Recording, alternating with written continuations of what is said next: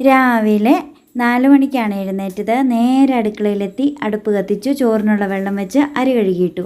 അരി കഴുകുമ്പം ആദ്യം 3-4 പ്രാവശ്യം സാധാരണ പച്ചവെള്ളത്തിലും പിന്നെ അരി ഇടാനായിട്ട് വെക്കുന്ന ചൂടുവെള്ളത്തിലും ഒന്ന് കഴുകിയിടാറുണ്ട്. ബീട്രൂട്ട് മെഴുക്ക് പുരട്ടിയാണ് ആദ്യം കറിയാക്കി ഉണ്ടാക്കിയത്. ചെറുപ്പത്തിലൊക്കെ ലഞ്ച് ബോക്സ് തുറക്കുമ്പോൾ ബീട്രൂട്ട് മെഴുക്ക് പുരട്ടിയിൽ നിന്നും ആ ഒരു കളറ് ചോറിലിങ്ങനെ പിടിച്ചിരിക്കുന്നത് കാണാനും കഴിക്കാനും എനിക്ക് വളരെ ഇഷ്ടമായിരുന്നു. ആ ഒരു ഇഷ്ടം ഇന്നും എനിക്ക് മാറിയിട്ടില്ല കേട്ടോ. പിന്നെ ഒരുപാട് നാളായി നമ്മൾ ഉരുളക്കിഴങ്ങ് മസാല ഫ്രൈ ഉണ്ടാക്കിയിട്ട്. അങ്ങനെ ഒരു ഉരുളക്കിഴങ്ങ് മസാല ഫ്രൈയും പിന്നെ മുട്ട പൊരിച്ചതുമാണ് ഉണ്ടാക്കിയത്. ചോറ് നേരത്തെ തന്നെ ലഞ്ച് ബോക്സിലേക്കുള്ളതാണ് കോരി മാറ്റുന്നത്. അത് ചോറൊന്ന് തണുത്ത് വരാൻ വേണ്ടിയിട്ടാണ് നേരത്തെ അങ്ങ് കോരി മാറ്റുന്നത്.